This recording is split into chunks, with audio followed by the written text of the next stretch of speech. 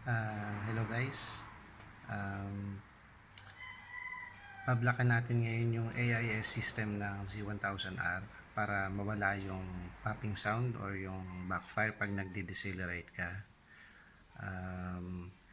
May nabili akong pamblock sa hole. Ito actually ano siya,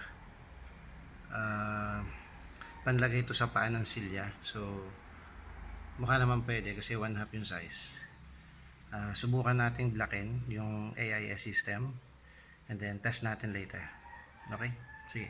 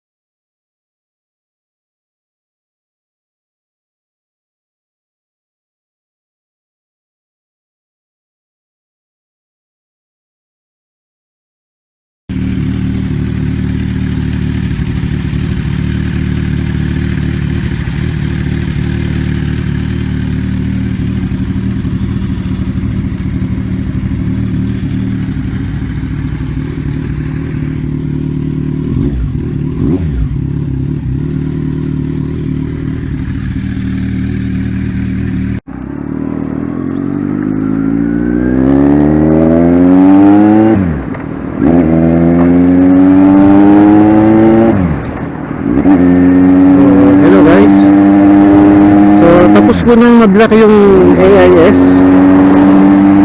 Yung sinusubukan ko kung magkakaroon ng backfire pag nag-decelerate ako.